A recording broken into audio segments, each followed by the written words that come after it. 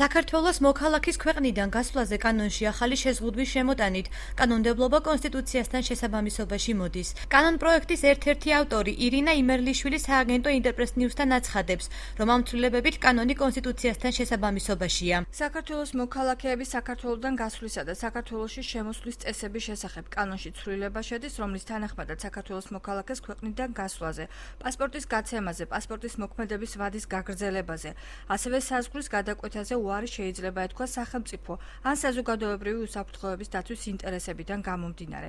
ჟურნალისტი ეკალურ თქიფანიძე ფიქრობს, რომ რეგულაცია დამატებით კითხვებს ბადებს და კანონის ინიციატორებს მეტი კონკრეტიკისკენ მოუწოდებს, მისთვის ყოველგვარი შეზღუდვა მიუღებელია. ჟურნალისტი იმედოვნებს, რომ საქართველოს პარლამენტი აღნიშნულ კანონპროექტს არ მიიღებს. ჩემთვის არის ცალსახად მიუღებელია შეზღუდვები, იმედია, რომ პარლამენტი ამას არ მიიღებს და კანონში ცვლილებებს არ შეიტანს. ჩვენ არ ვითვალისწინებთ ჩვენი მოქალაქეების განწყობას, იმიტომ რომ ნებისმიერი აკრძალვა, რაც შეიძლება გახდეს, თქვათ, საზოგადოებრივი ინტერესის ან სახელმწიფო უსაფრთხოების ინტერესის რაღაც ქვეტექსტით აბსოლუტურად გაუგებარია.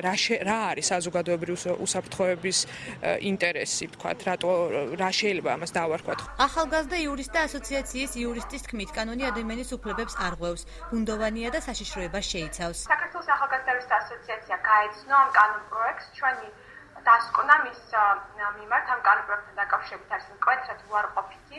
რამე თუ მიგვაჩნია, რომ ახალი საფუძველი, რომელიც შემოდის იმისათვის, რომ საქართველოს მოქალაქეებს ცალკეულ შემთხვევაში შეეზღუდოთ საზღვრის გადაკვეთა, პასპორტის აღება ან პასპორტის მოქმედების ვადის გაგრძელება, არის საკმაოდ ბუნდოვანი და საშიშროების შემცველი.